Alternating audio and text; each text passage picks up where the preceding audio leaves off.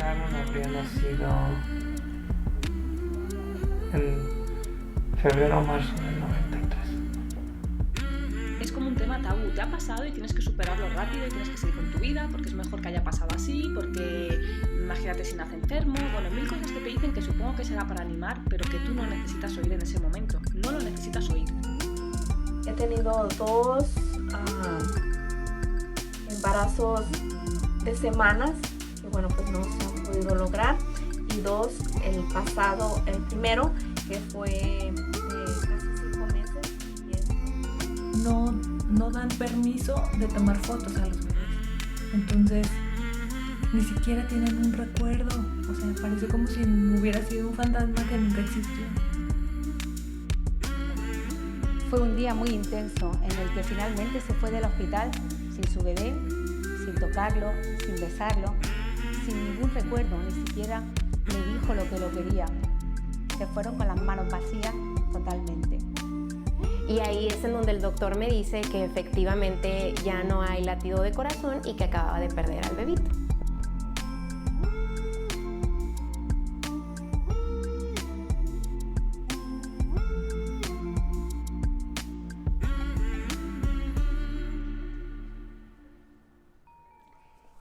El día de hoy vamos a hablar de otro de los duelos que conforman el duelo gestacional perinatal y neonatal.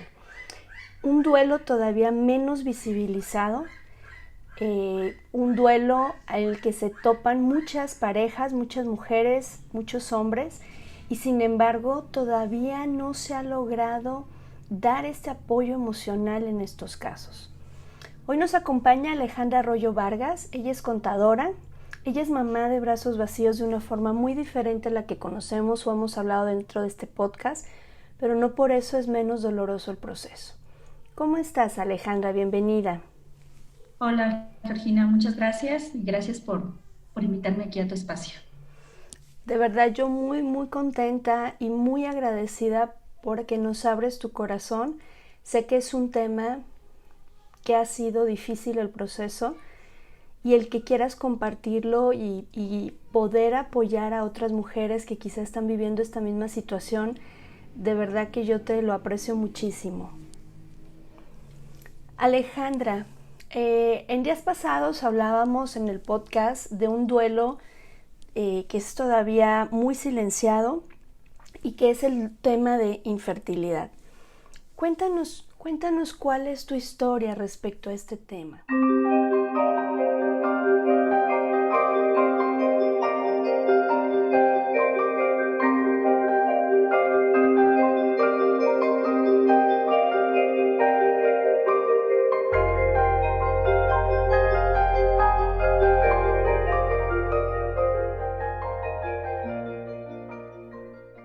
Bueno, pues mi historia empezó ya hace bastante tiempo. Yo era una chica de 25 años, con una vida normal, trabajaba, estudiaba en la universidad. Mi novio en ese entonces, que ahora es mi esposo, teníamos 9 años y ese año íbamos a casarnos, ¿no? Nos casamos y a los 3 meses de que nos casamos yo empecé con problemas ginecológicos, dolores, cólicos, sangrados muy abundantes, pero al grado de requerir hospitalización, transfusiones de sangre y una cirugía. El ginecólogo me comentó que tenía miomas en el útero, que eran demasiados y que eran milimétricos y que no iba a poder tener hijos, que mejor me operara y me hiciera la esterectomía ya. Pero obviamente por lo que sentían yo, mi esposo y yo, pues decidí esperar, tranquilizarme y buscar otras opciones. Para esto fue un camino de 4 años de intentar con diferentes tratamientos. Era un ciclo que no se terminaba, o sea, tratamientos para controlar sangrados y luego para tratar de embarazarme, y no podía porque cuando trataba de embarazarme se venían sangrados y era un ciclo que no se terminaba. Entonces fue complicado, fueron varias cirugías, 4, hasta que buscamos ayuda aún más profesional con biólogos de la reproducción. Mi caso era muy atípico porque era en ese entonces ya una chica de 28 años, 29, que no encontraban la razón del por qué no podía embarazarse. en una clínica ya me realizaron un estudio y encontraron que tenía el síndrome de Asherman, lo cual era aún más atípico porque el síndrome por lo regular se da en mujeres que han tenido legrados o que ya han tenido algunos embarazos antes y el útero cicatriza. Y tanta cicatrización impide que se desarrolle ahí un bebé, crezca. Entonces yo no tenía legrados y por eso era muy atípico. Entonces, pasando ya más de 4 años, me dijeron, ¿sabes qué? Tu vida ya corre peligro, puede que tengas una hemorragia, no la podamos parar, entonces tienes que hacer una esterectomía. Y yo había dicho que hasta que el momento que me dijeran algo así los doctores, yo iba a terminar, iba a parar con tanto tratamiento. Y fue así que pasó. Decidí hacer la esterectomía y terminar al menos con el dolor físico que se sentía. Después, yo creía estar preparada para lo que se venía después de la cirugía, ¿ok? Sin embargo, cuando pasó y que ya tuve que recuperarme porque después de la cirugía estaba muy débil y requería realmente 6 meses de recuperación para estar bien, para poder llevar una vida aún normal. Y sin embargo, nunca creí que fuera complicado. Yo creí que ya estaba resuelto y que emocionalmente estaba bien. Sin embargo, me di cuenta del duelo que se tiene que vivir en ese momento. Que hay que vivirlo de manera personal y de vivirlo en pareja. Yo hablé... Sí, hablé con... dime. No. Sí, te escucho. Hablé con mi esposo, siempre hubo comunicación, él siempre me decía, ¿sabes qué? Ya paremos, Ale está sufriendo, o yo ya no quiero verte sufrir, y yo decía, bueno, el dolor físico se va, ese me puede durar una semana, unas horas, se va, pero el dolor que siento en mi corazón no se va, ese no se quita. Alejandra, ¿en algún momento del proceso ustedes, por parte de las instituciones que los estaban apoyando, recibieron o les sugirieron el acompañamiento emocional? No, tanto en las públicas como en las privadas no hubo alguien que nos sugiriera el acompañamiento. No hubo, y a lo mejor yo no lo veía en ese momento necesario porque pensaba más en mi dolor físico, porque no sabía lo que era el dolor emocional después de la cirugía. Claro. Ajá, no sabía. Después empecé a buscar algunos temas porque me sentía como si fuera la única a la que le estuviera pasando esta situación. Pensaba yo que era la única, buscaba alguna bibliografía, buscaba algo que no me hiciera sentirme sola, porque al final de cuentas a veces la infertilidad se trata como un tema tabú, como si fuera algo malo. Entonces, hubo un momento que dentro de mi duelo, que me cerré totalmente y que dije, bueno, yo lo voy a vivir yo, pero sin que nadie me vea. O sea, sin que nadie me vea, sin que nadie me vea llorar, sin que nadie me vea o me escuche hablar sobre esto. Claro, es un aislamiento el que se hace por la falta de empatía, de comprensión. Sí, así es. Falta de comprensión. Y a veces por no querer que te vean como con lástima. Porque yo sentía que me veían así como, pobrecita, ay, es que ella no puede tener hijos. ¿Me explico? Así existe todavía ese pobrecita, no puede tenerlos. Sí, te entiendo perfecto. A mí esa parte me dolía muchísimo. Es como si te clavaran una daga en el corazón. Es un dolor punzante. Así es. Y no se va. A veces, como comentabas en algunos episodios anteriores, los comentarios que no son malintencionados, pero que son imprudentes.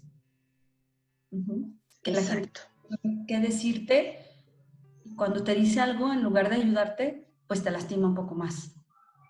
O el de, pues solo Dios sabe por qué lo hace, o a lo mejor tú no estás hecha para ser madre. Como dijiste, o sea, comentarios, podemos aquí hablar todo un episodio sobre comentarios de ese tipo. Entonces, yo sí me cerré mucho, realmente. No lo hablaba con casi nadie. Con muy pocas personas llegué a hablarlo. Y fue un duelo para el que no es que estés preparada para un duelo, sino que yo no me imaginaba lo tan fuerte que iba a ser y que a lo mejor hubo alguna vez que yo creí que ya había sido superado y realmente no estaba superado. Y es por eso que yo te agradezco muchísimo el que hables, Alejandra, porque siguen muchas mujeres presentando situaciones de este nivel, y como no hay alguien que les diga lo que se siente, porque nos aíslan, lo ves como la rara, como esta época donde la lepra, entonces te tienes que alejar. Y entonces, como no hay alguien que rompa el silencio sobre esta cuestión, es complicado y sigue este ciclo vicioso de sentirse solos.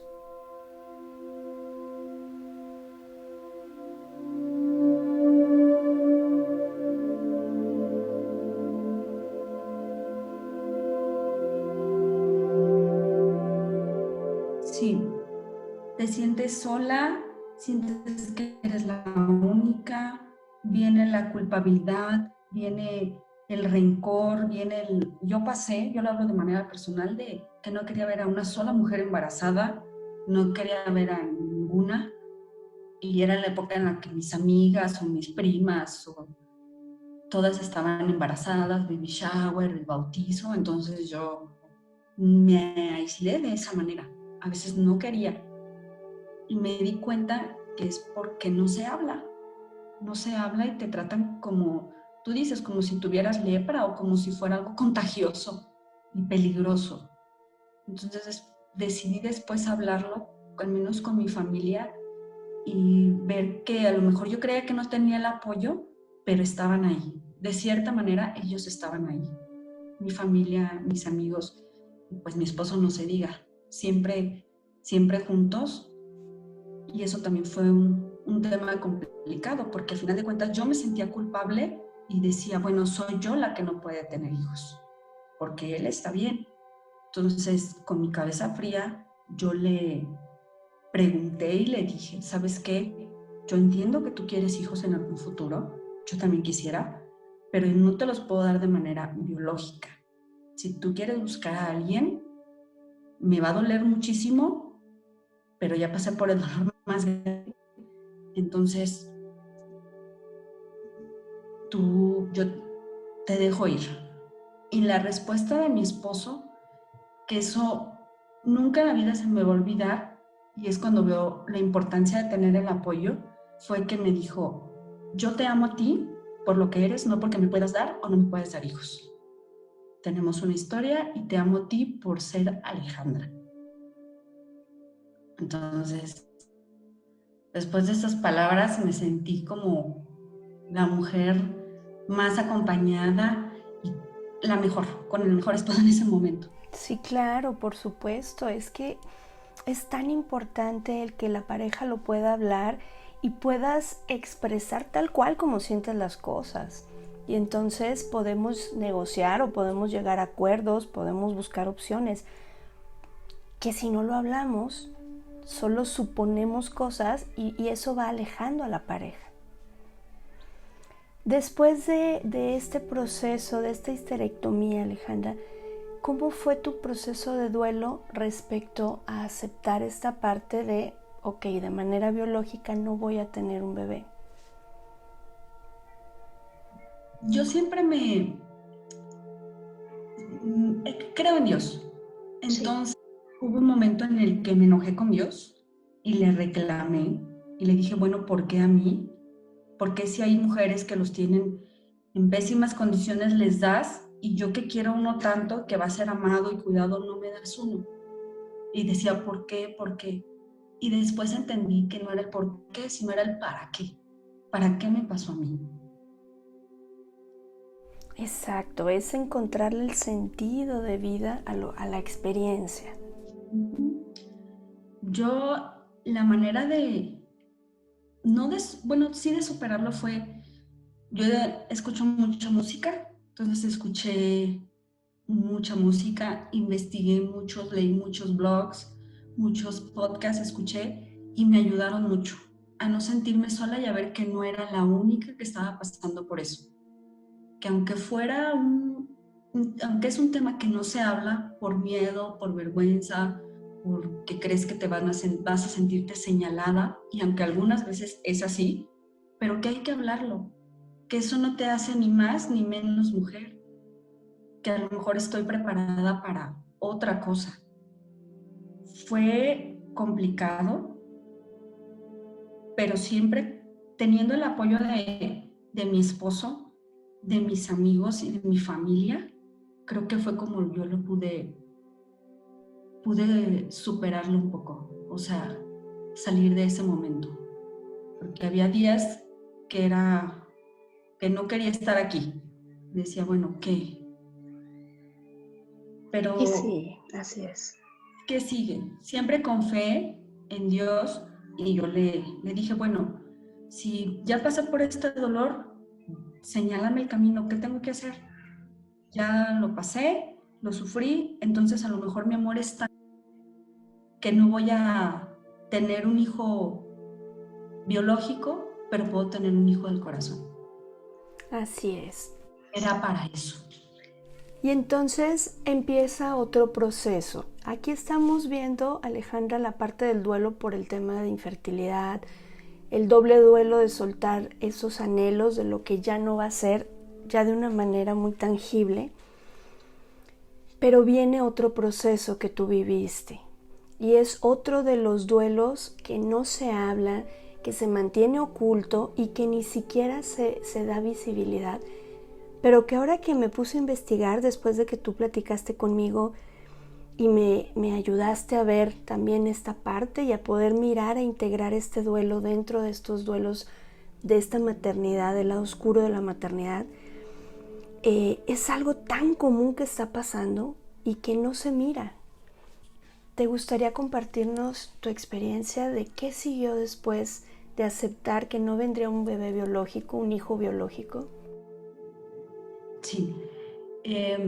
Después de más o menos como 2 años después de la histerectomía, habíamos hablado con mi esposo que queremos ser padres, que si no se puede de manera biológica, pues no iba a ser un impedimento para no ser padres, y que podíamos adoptar. Pensamos mucho en la adopción.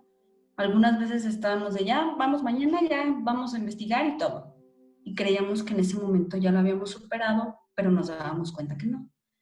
Pasó el tiempo y una mamá nos contactó, una mamá biológica, y nos dijo que quería dar en adopción a su hijo. Nosotros nos lo entregó, iniciamos un proceso de adopción y nos lo entregó prácticamente cuando tenía un día de nacido, lo registró y todo para hacer el proceso. Lo tuvimos con nosotros un mes y la mamá biológica se arrepintió al mes de que nosotros lo teníamos.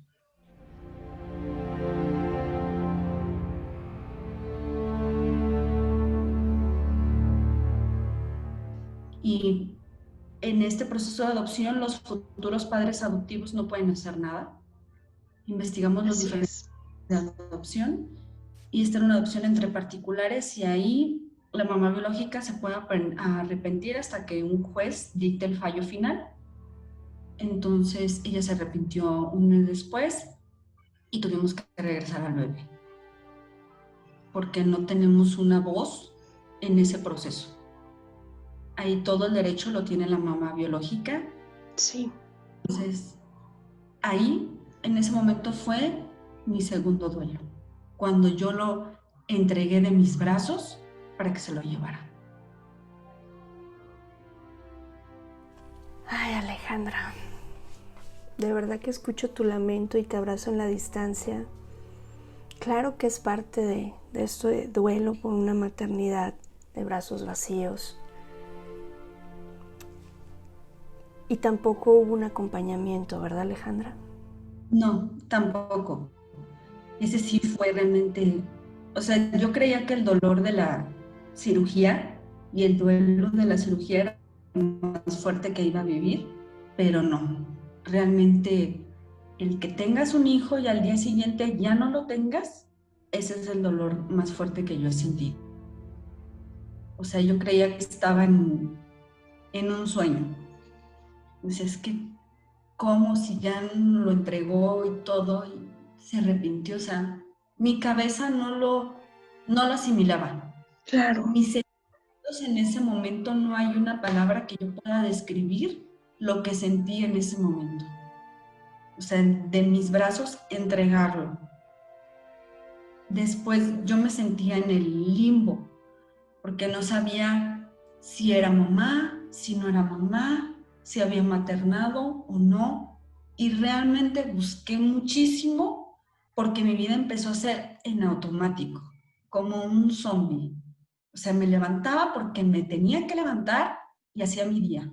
Pero había días de que como rutina era llorar 2 horas diarias. O sea, como si tuviera una rutina marcada. Porque ahí no encontraba a nadie, una, que hubiera vivido esa situación y dos, que hubiese vivido las dos situaciones. Que yo sé Claro. que yo sé que no soy la única, pero hasta la fecha no he encontrado a alguien que haya vivido lo mismo que yo he vivido. Ese fue el duelo más fuerte, los dos, pero el de no saber si fui madre, no fui madre, lo soy, no lo soy, porque sé que yo lo pienso y digo, es mi hijo siempre, porque sé que está con alguien más. Pero no tenerlo, no, a veces no encuentro cómo clasificarme, digámoslo así. O si me quisiera poner en una estadística de mujeres que han adoptado al bebé y lo han tenido 3, 4, 5 meses, la mamá se arrepiente y lo tienen que regresar. No hay una estadística que te diga, son tantas mujeres las que han pasado por este proceso. Así es, porque normalmente es, como mencionabas, la adopción entre particulares y eso es un poquito más complicado. Si haciéndolo a través de una institución sigue siendo un tema tabú, Alejandra, sigue siendo algo de lo que las mujeres y los hombres no hablamos. Quienes han pasado por esta situación no la hablan. Entonces, definitivamente quedan muchos huecos y nos perdemos en esta parte. Pero yo quiero decirte, como te lo comenté en algún momento cuando lo platicamos tú y yo, claro que eres mamá. Claro que eres mamá, Alejandra. Maternas desde otro espacio. Eres una mamá de corazón y sé que tu bendición siempre estará con este hijo. Maternas desde otro espacio y por supuesto que tienes todo el derecho de vivir tu proceso de duelo. ¿Cuánto tiempo ha pasado, Alejandra? Ya pasaron 4 años de eso. Ya 4 años. Y sigue estando en tu corazón y sigue siendo una mamá de ese bebé, una mamá de corazón, una mamá que gestó en el corazón, pero al final sigue estando ahí esa maternidad de brazos vacíos. Y por supuesto que tú tienes todo el derecho y tu esposo de vivirse como estos papás que maternamos desde otra dimensión, ¿no? Desde otro espacio. De pronto caemos en un mundo donde si no es tangible y si no lo veo, si no lo toco, si no lo palpo, no existe. Y nosotros venimos a demostrar todo lo contrario, que podemos tener ese título anhelado desde otro enfoque y desde otras dimensiones. Sí. ¿Qué les compartirías, Alejandra, primero a las mujeres que están recibiendo los diagnósticos de infertilidad? ¿Qué les compartirías tú si tuvieras la posibilidad de apoyarlas de una manera indirecta? ¿Qué sería lo que les compartirías de tu experiencia? Pues primero que nada, que no están solas, que habemos otras mujeres que han pasado por eso y que aunque piensen que no van a salir de esa situación, se va a terminar. Van a salir de esa situación de alguna u otra manera. Que luchen con todas sus fuerzas contra todo lo que venga hasta lo que ellas quieran, lo que ellas decidan hasta ese momento. Pero que no se queden con ninguna duda, que investiguen mucho, que cuestionen, que busquen una ayuda emocional, un acompañamiento, porque yo no lo busqué, no lo tuve, no pensaba que era necesario, pero realmente es muy necesario, muy necesario. Y que si ya han pasado por la infertilidad y tienen esto, no están solas, va a pasar, y que hay que vivir el duelo a la medida de cómo uno lo sienta, y que no hay maneras correctas ni erróneas de vivir un duelo, y que cada quien lo maneja como puede manejarlo, siempre con el ánimo de vivir, de disfrutar esta vida, aunque a veces no lo parezca y no lo sintamos. Así es. Muchísimas gracias, Alejandra. ¿Qué les dirías a estas mamás, en primera, que están en proceso de adopción, que no saben, que se escuchan tantas cosas? ¿Qué les dirías, Alejandra? Mira, si están en una adopción entre particulares, es un riesgo el que se puede correr. Nosotros estábamos conscientes de eso y desgraciadamente nos pasó. Pero que aunque creamos que ese es el peor momento, también va a pasar. Que no desistan de ese amor de querer tener un hijo y de querer ser mamá. En mi caso personal, con mi esposo vivimos otro duelo muy diferente. Sin embargo, ahora vemos la maternidad y la paternidad de manera distinta. Como tú lo mencionabas, no es que no sea tangible. Mi esposo y yo somos papás y vamos a hacerlo. Y somos una familia y somos dos. Que no se sientan rezagados de las demás familias que tienen 1, 2, 3 hijos, no. Ustedes como pareja son una familia. O tú sola. También tú sola eres una mujer que lo vale, que lo puede todo y que ha soportado el dolor más grande que puede vivir una mujer. Entonces, agarrarte de esa fortaleza para salir adelante. Así es, Alejandra. De verdad te agradezco muchísimo. Lamento que tus experiencias hayan sido en soledad, y por lo mismo te agradezco muchísimo que rompas el silencio. Les comparto siempre que no es fácil desnudar el alma ante personas que no son conocidas, pero es importante que lo hagamos, y es importante que la sociedad empiece a tomar conciencia sobre estos temas. No nada más presentar la maternidad bonita, la maternidad de revista, la maternidad rosita. Necesitamos hablar de todos los aspectos que conforman la maternidad y la paternidad. Necesitamos mirar todas las caras de la misma moneda. Y en serio, para mí es muy valioso lo que nos compartes y el que nos permitas entrar a ese espacio sagrado de esta intimidad, de este proceso que ustedes vivieron. De verdad, muchísimas gracias, Alejandra. Muchas gracias.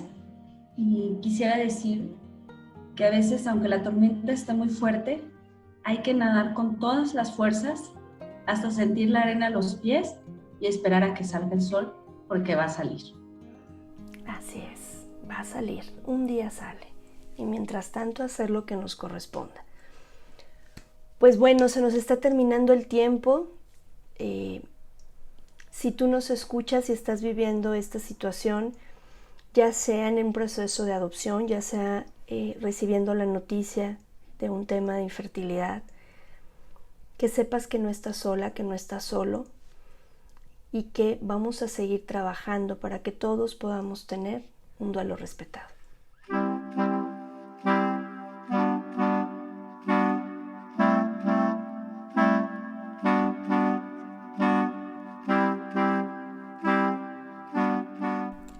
Te invito a suscribirte al canal de YouTube, a dar like en la página de Facebook y a seguirme en la cuenta de Instagram Duelo Respetado Podcast.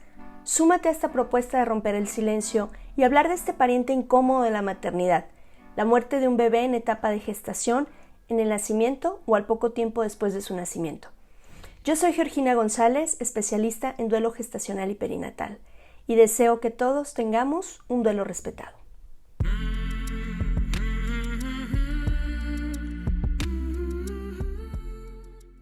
Este programa es producido por Georgina González y Carla Rodríguez y narrado por mí, Georgina González. Recuerda seguirnos en redes sociales como Duelo Respetado.